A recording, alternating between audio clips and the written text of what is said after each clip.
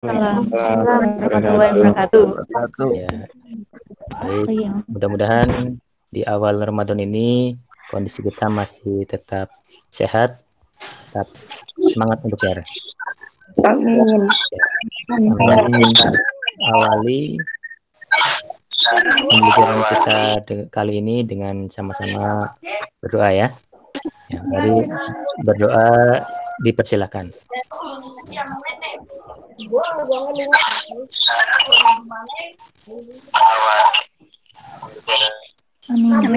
Amin. Mudah-mudahan kegiatan kita pada hari ini bisa berjalan dengan lancar dan alokasi kita untuk sikonnya tidak perlu terlalu lama ya, mungkin maksimal 20 menit. Hingga nanti untuk selebihnya nanti bisa belajar mandiri baik di modul digital maupun di LKS yang sudah saya bagikan.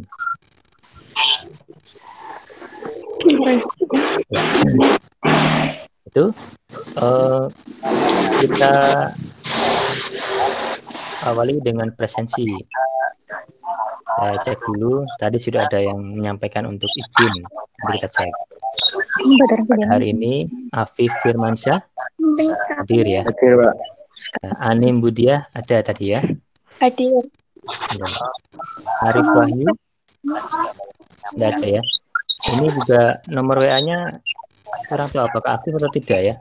Nomornya juga tidak bisa di sini. Siswati masih ada? Hadir. Ada ya. Debbie Della? Belum ya, belum. Elang ada ya, Elang. Evi Ananta? Hadir, Pak. Hadir. Bentar, tadi ada yang masuk lagi ya. Hadir. Fajar Bagus? Belum. Fatma Sari? Belum. Fenty Rizka Roma? Tadi ada kayaknya ya. Fenty. Iya, Pak.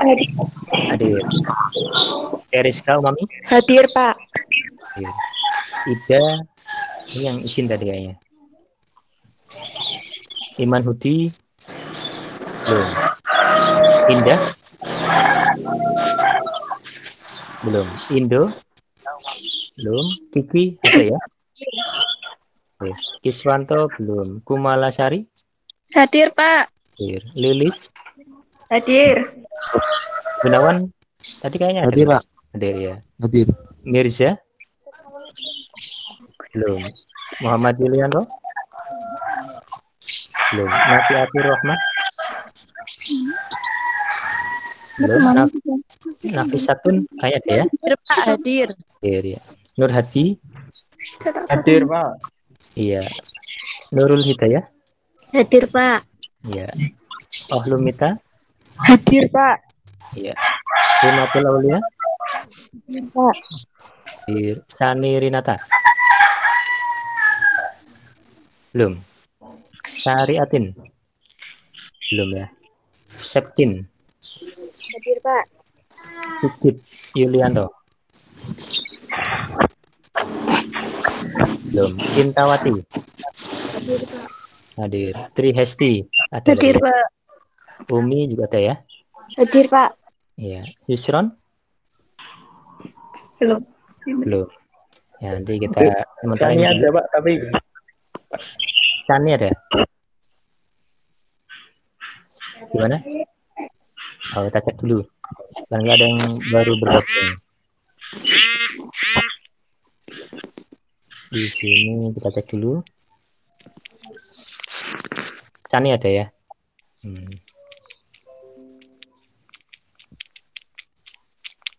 Oke. Baik, sementara itu dulu kehadiran siswa-siswi kalian. Nanti kita cek lagi di akhir pertemuan. Kali ini kita akan membahas satu topik di transformasi geometri yang awal ya. tentang translasi atau pergeseran. Mungkin sudah ada yang mencoba mengerjakan di LKS-nya? Minimal perwakilan kelompoknya mungkin sudah mengerjakan meskipun itu baru individu yang mengerjakan. Sudah ada?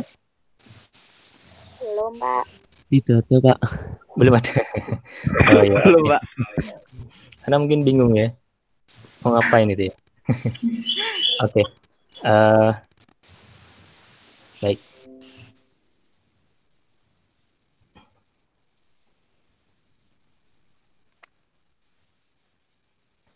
Kita sampaikan dulu terkait dengan materinya. Materi yang akan kita bahas adalah translasi. Translasi atau dalam bahasa yang lebih familiarnya adalah pergeseran. Jadi pergeseran suatu objek. Kalau objek matematika bisa berupa titik, bisa berupa bangun, ataupun mungkin juga bisa garis. Indikator yang akan kita capai pada pembelajaran kali ini adalah yang pertama, menggunakan koneksi antar topik dalam satu materi matematika yang sedang dipelajari. Yang kedua, mengidentifikasi koneksi antara topik dalam materi yang sedang dipelajari dengan materi lain dalam matematika yang telah dipelajari. Tiga, menginterpretasikan koneksi antara topik matematika dengan kehidupan sehari-hari. Jadi masih kita bahas atau kita pelajari hubungan matematika dengan yang lain. Yang nanti kita fokuskan di sini yaitu hubungan matematika dengan kehidupan sehari-hari. Ataupun topik matematika transaksi dalam hal ini masih menyangkut dengan materi yang lain yang sudah pernah dipelajari, yaitu materi vektor. Sudah dipelajari tentang vektor ya? Sudah belum? Yang TAV1 sudah belum? Materi vektor? Belum, Mbak. Belum sampai? Sudah ya? Vektor atau garis berarah itu? Belum? Lupa, Pak. Oh iya, lupa. Ya, Pak. Jadi tujuan pembelajarannya setelah mengikuti kegiatan ini ataupun pembelajaran ini diharapkan siswa tadi bisa menggunakan koneksi matematika dengan materi yang lainnya dalam satu topik transformasi geometri. Yang kedua, koneksi matematika dengan tadi materi yang sebelumnya, dalam hal ini vektor. Nanti kita ingat kembali tentang vektor. Yang ketiga, koneksi matematika dengan kehidupan sehari-hari. Ya. Kalau kalian cermati pada LKS yang sudah dibagikan, yang pertama misalkan kita cermati gambar ini. Ini gambar dari papan catur ya. Kalau yang putra mungkin sudah familiar ya dengan permainan catur. Meskipun mungkin tidak pernah main tapi pernah lihat. Kalau yang putri juga sepertinya tidak masalah ya. Pernah lihat ataupun sudah tahu ya tentang catur ini. Sudah ya? Oke. Dari permainan catur ini misalkan bagaimana cara menjalankan bidak ataupun pion dan yang lainnya ini ke posisi yang berbeda. Tentu ada ketentuan tersendiri dalam permainan catur. Misalkan yang di depan pion ya, atau mungkin di sini saya tidak tahu namanya apa. Secara umum namanya bidak ya. Di sini nanti jalannya kemana atau bagaimana. Termasuk di sini bagian yang belakang penggawaannya ya, termasuk panglimanya misalkan, panglima perangnya itu seperti apa pergeserannya. Ada yang ini namanya apa ya? Kalau di sini sebom ya. Nah, ini ada kuda, nah sebom ya. Ada kuda, ada luncur atau menteri mungkin. Jadi silakan sesuaikan bahasanya. Di sini ada ster ya. Iya. Ini ada ratunya atau mungkin rajanya itu ya. Ada rajanya. Ya. Itu tentu pergerakannya berbeda. Contohnya misalkan yang unik adalah kuda itu ya. Kalau kuda pergeserannya bagaimana? L, Pak. L ya. Oh ya. Baik ke depan dulu atau ke samping juga bisa ya. Atau kalau posisi di depan ke belakang juga bisa. Kalau yang sebelum kan lurus ya. Lurus. Lurusnya lurus ke depan, ke belakang atau ke samping gitu ya. Kalau yang luncur atau menteri? Lurus. Lurus juga tapi kemana lurusnya? Serong, Pak. Beda dengan sebom ya, serong atau secara diagonal ya. Ya, secara diagonal miring gitu ya. Itu beberapa ketentuan terkait dengan permainan catur. Ketika kita memindahkan bidak catur di sini, entah itu tadi spionnya ataupun kuda dan yang lainnya, apakah bentuk bidak tadi berubah ukurannya? Tidak ya. Misalkan pion tetap jadi pion. Itu, Pak. Iya. Ketika kuda maju juga tetap kuda, kecuali ada pengecualian, misalkan ketika sampai di finish di terakhir ini ya, pion bisa berubah, gitu kan. Kecuali itu gitu kan. Kalau secara umum ya ketika digerakkan ataupun digeserkan bentuknya masih sama kan, ukurannya juga masih sama, tidak berubah. Itu secara umum terkait dengan permainan catur. Sekarang mari kita diskusikan yang ini. Ada yang sudah mencoba yang ini? Belum sama sekali ya? Belum, Pak. Oke. Atau mungkin tidak tahu ya. Misalkan papan catur dinyatakan dalam koordinat kartesius untuk mempermudah kita menyatakan dalam matematika, kita nyatakan dalam koordinat kartesius misalkan. Di sini misalkan sebuah bidak berada pada posisi 72. Yang sini ya, misalkan di sini yang satu pihak warna merah, satu pihak warna kuning. Oh, tadi yang contohnya kan warna coklat dan putih misalkan. Nah, ini nyatakan dalam koordinat kartesius, misalkan dalam posisi yang ini. Untuk mempermudah dalam koordinat kartesius, misalnya ini 1,1 di sini ya, di sininya. Kalau titiknya di sini berarti yang dianggap yang di sini kan. Ini koordinat ini menyatakan koordinat objek yang di sini. Ini juga sama, yang kuning ini kita anggap koordinatnya yang di sini. Gitu ya. Yang kuning ini pada posisi 7,2. Agar bidak kuning ini dapat menyingkirkan atau dapat menempati posisi bidak merah, dalam hal ini koordinatnya 35, maka tentukan pergeserannya. Ya, dari kuning ini ke yang merah, berapa pergeserannya? Ya, tentu bisa kita langsung tentukan gitu kan. Mau yang mana dulu pergeserannya? Ke kanan kiri dulu atau atas bawah dulu gitu. Cuma kalau dalam hal ini yang kita bicarakan adalah papan catur, tentu yang kuning juga kita sesuaikan dengan bidaknya tadi. Apakah yang dipilih itu pion atau mungkin luncur atau menteri atau mungkin sbom atau mungkin ster gitu ya. Nah, kan berisi berbeda-beda. Meskipun hasil akhirnya sama, pergeseran hasilnya sama, tapi kan prosesnya bisa berbeda, proses per langkahnya. Kalau kita ambil luncur misalkan yang menempati posisi putih ya, luncur ketika ke sini bisa langsung kan, bisa langsung mengarah ke sini.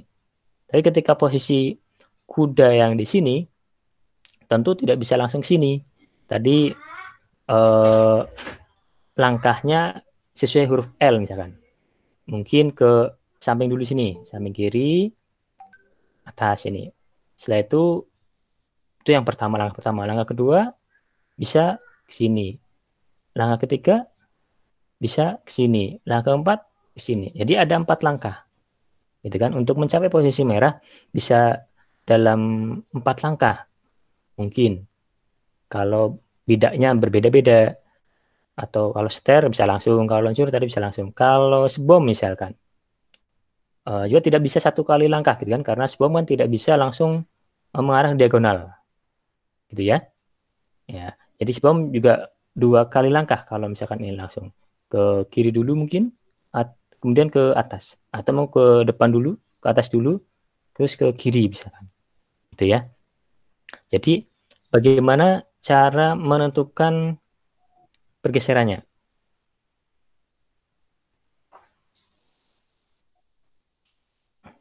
Yang pertama secara perhitungan misalkan ya, atau secara langsung misalkan kalau di sini sudah terlihat berapa pergeserannya. dari kuning ke merah.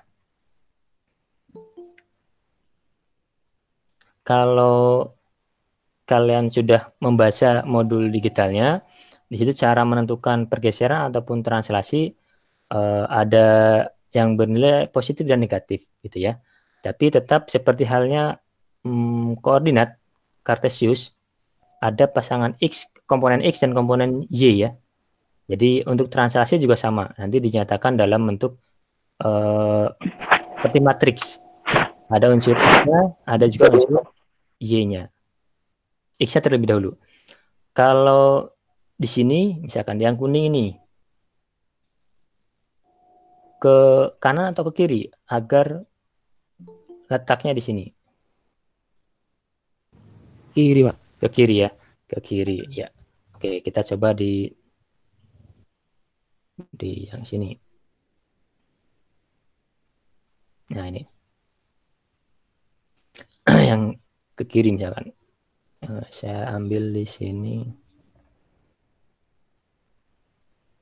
Oh, enggak ada.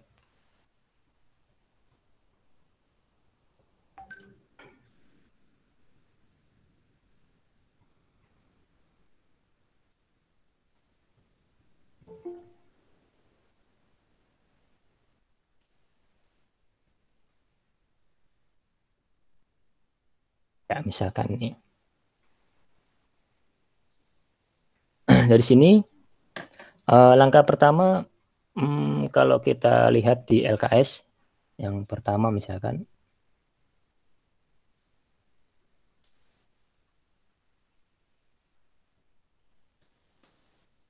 tentukan posisi dulu ya. Tentukan posisinya.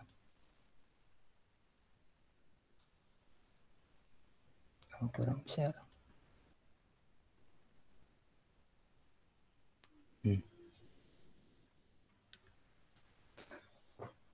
Tentukan posisi awal, menentukan posisi awal, pergeseran, dan juga posisi akhir bidak kuning. Misalkan posisi awal, pergeserannya, dan juga posisi akhir. Tadi yang bidak kuning yang pertama posisinya di 72 ya. Kita lihat di sini. Tadi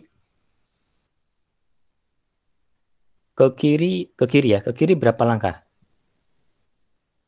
3. 3, Pak. Saya, Pak. Ya. Berarti 3 karena ke kiri berarti minus ya atau negatif. 3. Nah, jadi ketentuannya kalau searah sumbu X, kalau yang positif ke kanan, kalau yang negatif ke kiri. Jadi kalau searah sumbu Y, yang ke atas berarti positif, yang ke bawah negatif. Jadi ini karena ke kiri, dari sini ke sini 1, 2, 3 di sini kan, min 3. Kemudian dari sini ke atas, ataupun sumbu Y positif, berapa langkah? 1, 2, 3. 3 juga positif ya. Ya, ini sebagai posisi awal, ini pergeserannya. Jadi min 3, 3. Artinya searah sumbu X itu 3 ke kiri, dan searah sumbu Y 3 ke atas. Sehingga posisi akhirnya adalah berapa posisi akhirnya? Sini 5, atau membaca dari sumbu X dulu 3 ya, 3,5 ya.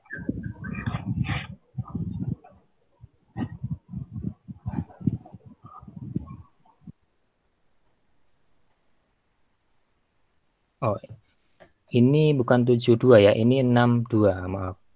Nah, kita coba di sini. Ini 72. Berarti kalau ke kirinya 1, 2, 3, 4 ya. Min 4. Kita ulangi di sini. Min 4,3. Ini harusnya di sini ya. Iya, Sini. Pak. Nah, di sini. Jadi hasil akhirnya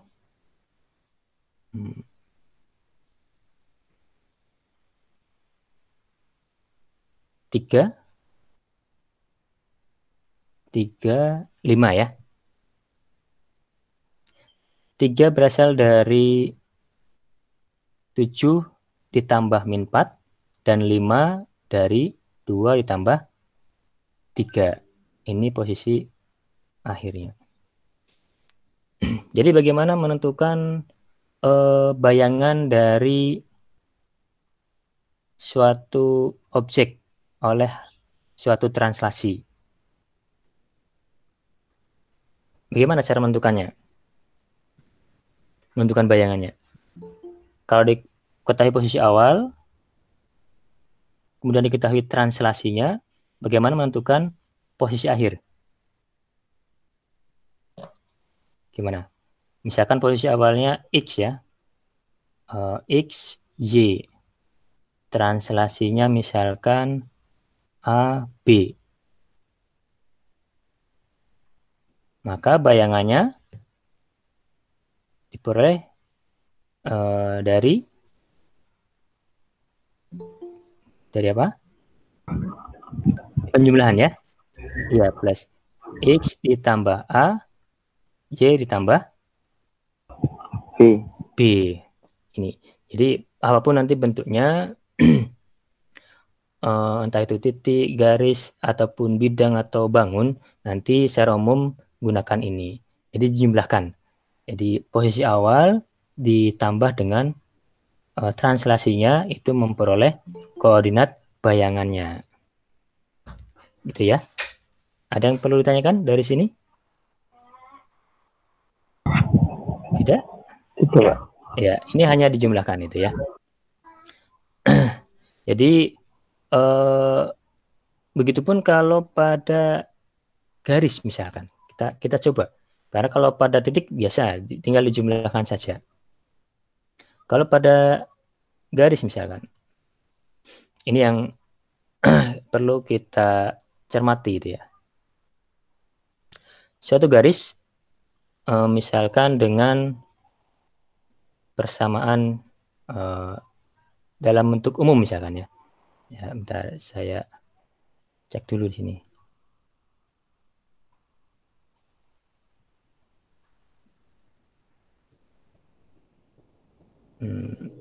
A, B, C. Ya.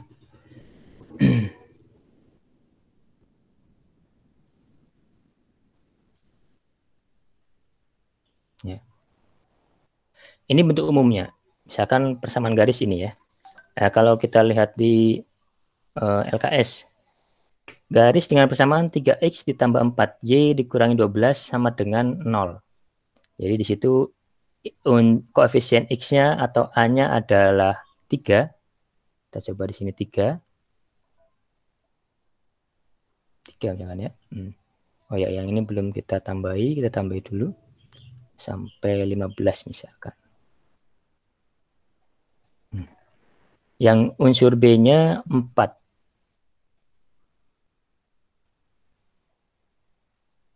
4. Yang C-nya 12. Nah, ini. Ini persamaan garisnya. Ini misalkan ya. Persamaan garisnya, garis 3X ditambah 4Y ditambah 12 sama dengan 0. Nanti kalau dalam soal diketahui seperti ini gitu ya. Seperti persamaan garisnya, ataupun nanti bangunnya dengan koordinat tertentu, tentukan bayangannya oleh suatu translasi. Di sini translasinya oleh vektor PQ dengan P koordinatnya berapa? P koordinatnya min 15 ya. Min 15. Min 1. Nah, di sini. Dan Q koordinatnya 26. 26. Ini kita terbatas juga. Kita coba M-nya.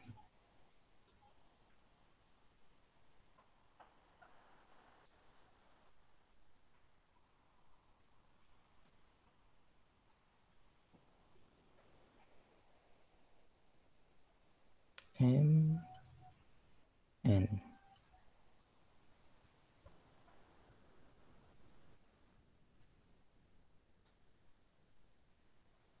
Ya, misalkan di sini 26. Sehingga translasinya berapa di sini?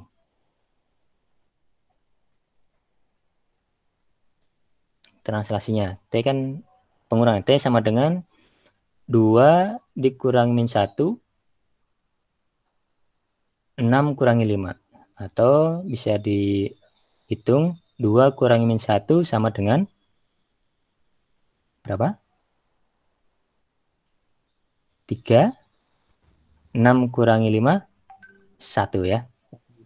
Jadi T-nya 31. Translasinya 31. Ini lambang translasi T ya. Jadi garis dengan persamaan 3X ditambah 4C ditambah 12 sama dengan 0 ditranslasi oleh T sama dengan 31. Seperti apa bayangannya? Ada beberapa langkah yang harus kita lakukan. Kalau kita asumsikan tadi sebagai translasi. Karena translasi tadi adalah pergeseran ya. Berarti pergeseran suatu titik dengan arah dan jarak yang sama. Karena garis ini merupakan himpunan titik kan banyak sekali. Kita pilih yang pertama, kita bisa pilih yang pertama kita pilih 2 titik ya. Pilih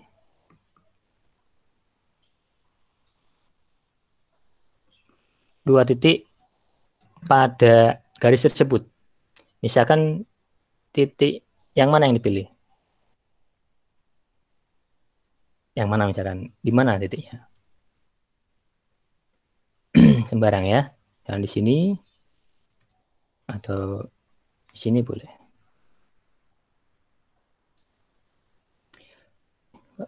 Kita pilih yang bulat di sini ya, titik A misalkan. Dan titik B-nya di sini. Yang kedua. Titik A ini kalau kita di sini juga boleh.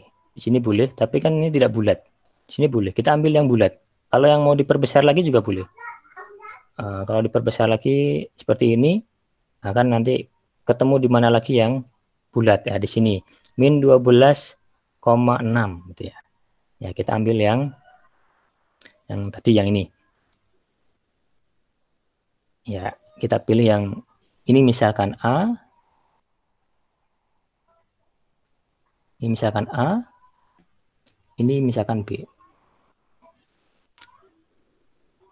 A koordinatnya min 4,0. Sedangkan B 0, min 3. Ingat untuk menyatakan suatu koordinat, X-nya terlebih dahulu baru Y-nya. Itu yang pertama, memilih 2 titik. Yang kedua, kita tentukan bayangannya oleh translasi 31. Dari A ini misalkan ya. Jadi dari 3, dari titik A, maaf, min 4,0 ditranslasi oleh T sama dengan 31. Ini 3 ke kanan, 1 ke atas. 1, 2, 3, ke atas 1. Di sini ya. Ya. Kemudian yang B juga sama. 1, 2, 3, di sini 1. Ya. Gitu ya. Jadi kita tentukan, kita cek benar enggak seperti itu. Nah, translate A oleh vektor ini. Benar ya. Kita juga sama ini. B ditranslasi oleh ini. Oh ya, maaf.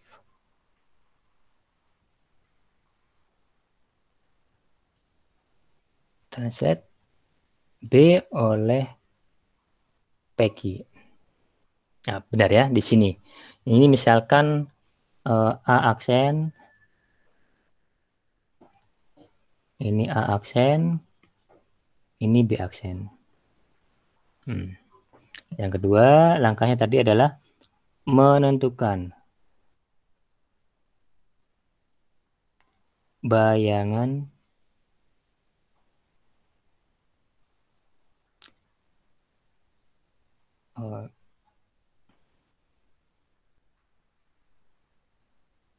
bayangan titiknya ya. Bayangan titik.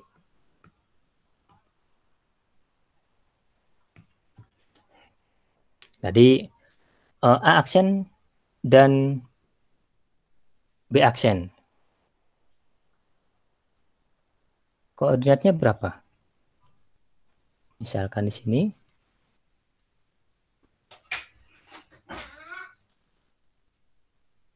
A aksen koordinatnya min 1,1 dan B aksen koordinatnya 3 min 2. Ya, itu ya. Ya.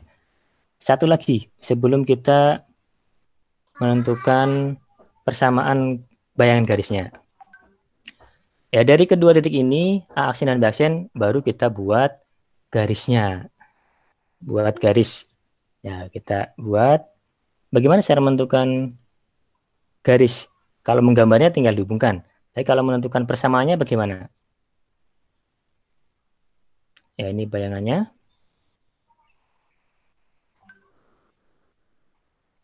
Nih. Ya, kita buat garisnya.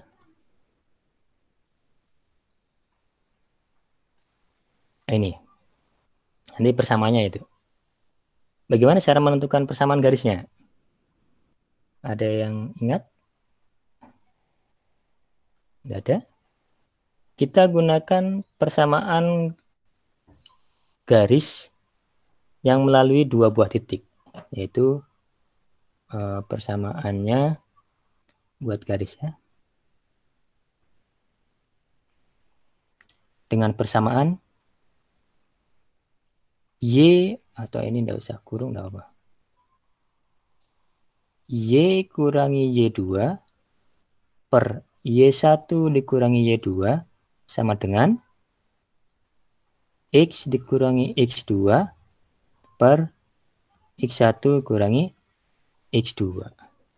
Jadi X1 Y1-nya misalkan bisa kita pilih aksen. X2 Y2-nya bisa kita pilih B aksen. Hingga nanti bisa dimasukkan ke persamaan ini sehingga nanti diperoleh persamaan garis yaitu 3X ditambah 4Y sama dengan 1. Itu jadi ada 3 langkah untuk menentukan persamaan bayangan dari suatu garis oleh suatu vektor itu ya. Ya, ini vektor ini dinamakan juga sebagai garis berarah. Ini P sebagai titik pangkalnya, Q sebagai titik ujungnya. Nah, berarti untuk menentukan vektor PQ,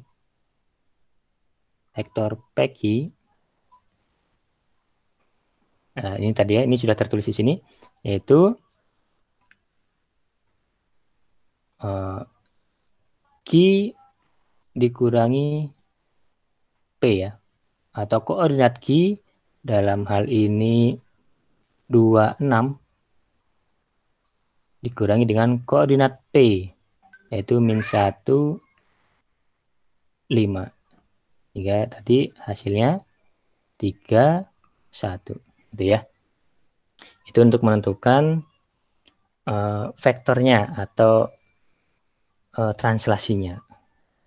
Yang nanti translasi ini atau vektor ini kita gunakan untuk menentukan bayangannya. Itu pembelajaran kita kali ini. Barangkali ada yang perlu ditanyakan, dipersilakan. Jangan lupa nanti untuk mempelajari terlebih dulu modul digitalnya ya. Nanti setiap LKS sudah ada di modul. Di modul digital sudah ada LKS-nya, terutama yang masalah-masalah kontekstual sudah ada di modul digital. Cuma untuk yang kedua ini, masalah kedua, tidak ada di modul digital. Saya tambahkan di LKS, di yang per bagian itu, per topik. Kenapa? Karena untuk menentukan bayangan dari suatu garis itu biasanya agak kesulitan di situ ya. Seperti apa bayangannya? Kemudian kalau titik tidak masalah, tadi digeser saja. Tapi kalau garis, gimana cara menggesernya dan bagaimana cara memperoleh persamaan bayangannya, gitu ya. Kalau kita lihat di sini, dua garis yang ada, baik objek awal yang ini dengan bayangannya, bagaimana sifatnya? Yang satu persamaannya 3x ditambah 4y ditambah 12 sama dengan 0. Yang kedua 3x ditambah 4y sama dengan 1. Atau ini bisa juga 3x ditambah 4y kurangi 1 sama dengan 0. Bagaimana kedua sifat garis tersebut? Ada yang bisa menyimpulkan?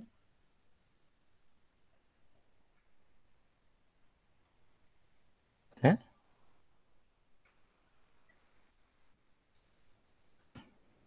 Nih.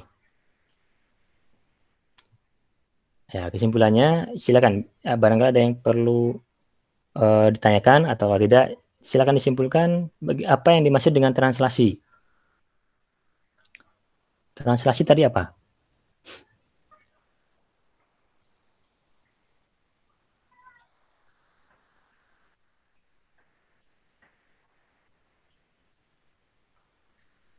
Nggak ada yang menyampaikan?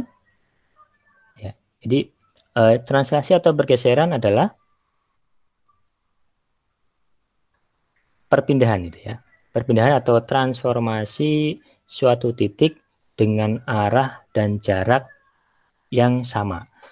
Arah dan jaraknya itu yang dinamakan vektor tadi ya.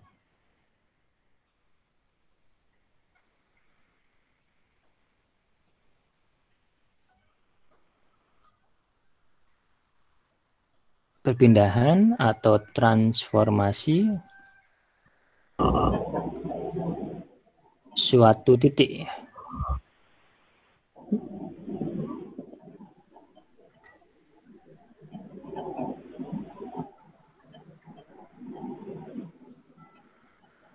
Arah dan jarak yang sama. Atau tadi yang arah dan jaraknya dinamakan vektor itu ya. Artinya arah dan jarak yang sama kalau titiknya bisa himpunan titik, seperti garis tadi kan himpunan. Atau pada segitiga, segi empat, dan seterusnya pada bangun yang ditranslasikan adalah titik-titik sudutnya ya. Sehingga secara umum adalah titik.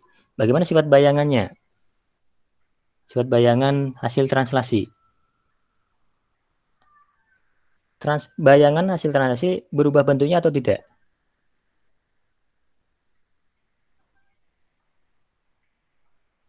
Tidak mengubah bentuk ya. Terus ukurannya berubah atau tidak? Tidak juga.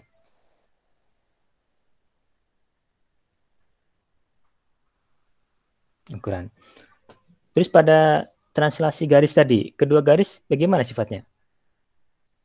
Kalau kita perhatikan, yang satu begini, yang satu begini. Gimana?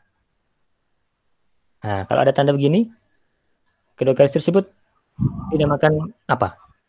Atau bagaimana kondisinya?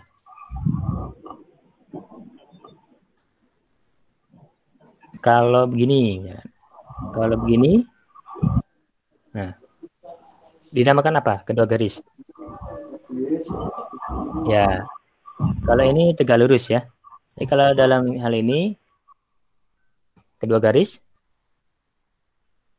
sejajar itu ya. Kalau pada translasi garis berarti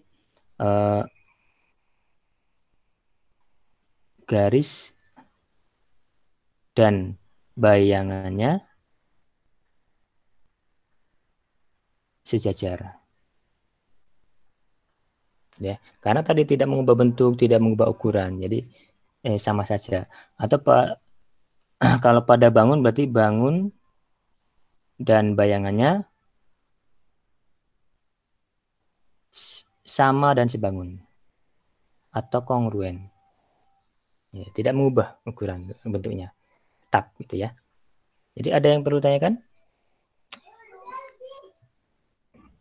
Tidak? Tidak, Pak. Itu pembelajaran kita pada kali ini. Barangkali ada yang perlu ditanyakan terkait dengan ini, silakan. Tidak ada? Ya, ada tambahan siswa yang hadir di sini yang belum dipresensi?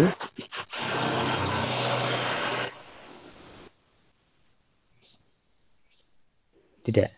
Ya, nanti untuk bahan sebelum pertemuan nanti H-1, satu hari sebelumnya maksimal, nanti saya bagikan LKS ya, LKS-nya. Meskipun di Bondul Digital juga bisa dilihat ada LKS-nya. Tapi sudah meng-download semua LKS-nya? Modul digitalnya, maaf. Sudah, Sudah ya? Sudah bisa cara bukanya? Sudah bisa buka? belum dicoba, Pak. Belum coba. Baru download. Ya. Misalkan gini. Ini yang kalian saya tunjukkan ya. Bentar. Barangkali ada yang mengalami kendala. Ini sudah download, tapi bagaimana cara membukanya gitu kan? Yang mana nanti? Karena nanti kalau misalkan di kelas 12 ini kan kita belajar satu bab. Untuk bab berikutnya di kelas 12 ya kalaupun nanti dengan saya, nanti saya berikan materi yang di modul digital yang sudah saya buat, yaitu statistika, dan ada juga yang lain yaitu peluang.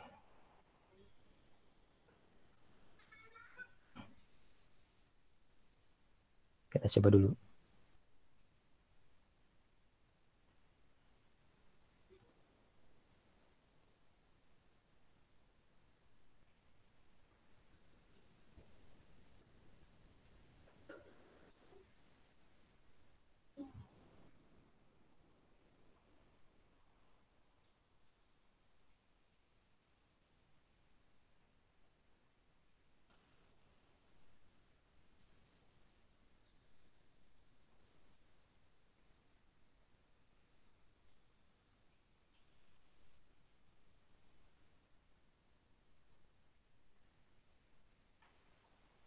Ya ini ya. Ini hasilnya bisa kita buka. Ini kalau sudah pernah dibuka akan tampil di sini ya. Kalau untuk memanggilnya bisa di sini klik, pilih tempat penyimpanannya. Kemarin saya sarankan disimpan di Google Drive ya. Ini juga sama, saya simpan di Google Drive ini. Google Drive tidak di HP, barangkali membebani memori, bisa dibuka di sini. Double klik nanti akan muncul. Cuma memang prosesnya agak lama ya. Karena filenya lumayan besar. Itu. Ini kita buka, double klik, nah nanti langsung muncul ke sini. Untuk membukanya bisa digeser ya, diusap. Karena touchscreen kan diusap.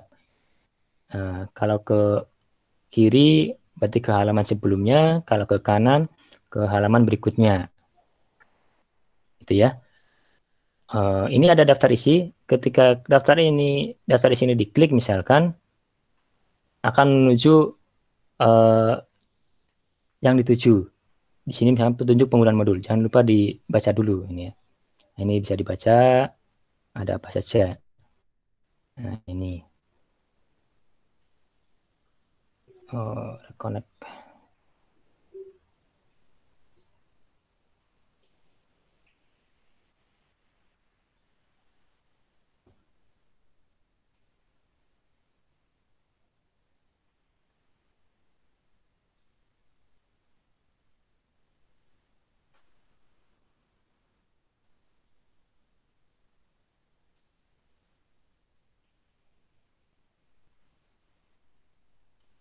Bisa lagi.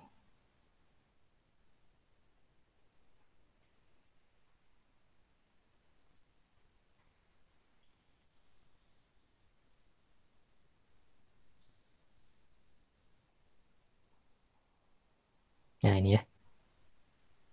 Ini tadi dibuka. Ini tinggal diusap saja. Diusap. Nanti kalau ke bawah, ini ada video misalkan ya. Nanti bisa disaksikan. Ini diklik. Kalau memutar, ditekan tombol ininya, play-nya. Ini ada dipercepat misalkan. Nah, ini ya. Untuk menghentikan, tekan tombol pause. Seperti itu. Ini link juga ada. Misalkan mau lewat YouTube ya. Ada contoh soal juga. Bisa dibaca. Connect lagi.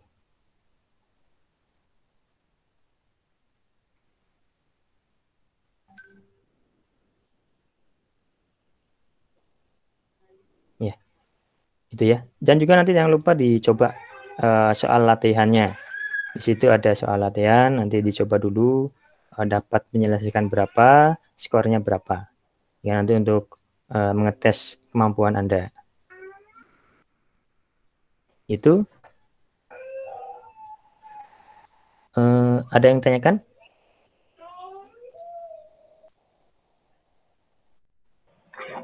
Tidak ada ya. Nanti bisa dicoba ya. Nanti pertemuan berikutnya kita bahas lagi. Saya sampaikan kembali. Nanti bisa dicoba dulu LKS yang saya bagikan. Secara kelompok bisa tanya-tanya dengan temannya. Gitu ya. Jangan lupa juga nanti hasil kelompok ini LKS-nya dihimpun satu kelompok satu ya, dari LKS 1 sampai LKS 5 nanti sebagai nilai portofolio. Nanti di WA-kan saja kalau sudah selesai dikerjakan itu ya. Untuk pembagian kelompoknya saya bacakan lagi. Kelompok 1 ini beberapa sudah ada yang mengumpulkan ya, yang tidak nanti saya susun sendiri. Kelompok 1 Nafisatun Rizkia, Nurul Hidayah, Septi Nur Fadilah. Kelompok 2 Elang Surya Aditya, Muhammad Mirza Hafizuddin, Rimatul Aulia, Trihesti Setianingsih. Kelompok 3 Fajar Bagus Nugroho, Kiki Fiananti, Syariatin Cintawati. Kelompok 4 Debbie Dela, Puspita, Evi Ananta Putri, Ida Ranasari, Sani Rinatasari. Kelompok 5 Kiswanto, Lilis Wantina, Muhammad Gunawan, Umi Sofiatun. Kelompok 6 Fatma Sari, Feriska Umami, Ahlumita, Indah Safitri. Kelompok 7 Afif Firmansyah, Ani Budia, Prasetyani, Arif Wahyu Wicaksono, Ciswati.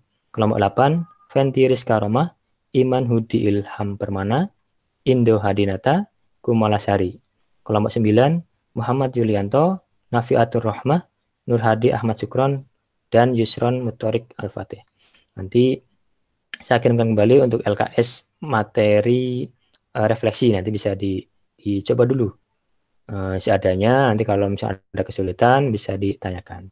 Bagi nanti kalau pada refleksi materinya agak banyak ya. Itu kalau tidak ada yang perlu tanyakan, nanti berikutnya kita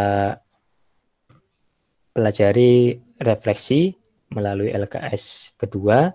Harapannya bisa dicoba dulu dikerjakan, dan jangan lupa untuk mempelajari modul digitalnya.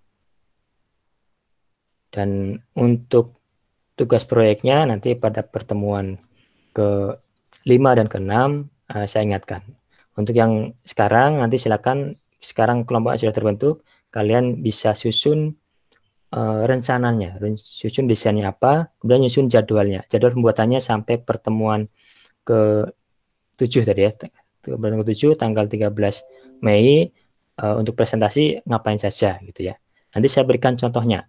Nanti karena di sini yang dikumpulkan adalah berupa laporan dan dipresentasikan, nanti dalam bentuk laporan ya, ada pendahuluan, ada tata caranya, ada bahannya, dan seterusnya, ada langkah-langkahnya. Nanti saya berikan contohnya. Ya, kalau tadi ada yang ditanyakan terkait dengan pembelajaran kali ini dan juga tugas ataupun LKS-nya, Nanti kita cukupkan sampai di sini. Untuk presensi tidak ada penambahan kehadiran ya. Ini tidak ada. Ada yang ditanyakan? Tidak ada, Pak. Tidak ada. Tidak ada. Kita cukupkan. Sampai jumpa pada pertemuan berikutnya. Assalamualaikum warahmatullahi wabarakatuh. Waalaikumsalam warahmatullahi wabarakatuh.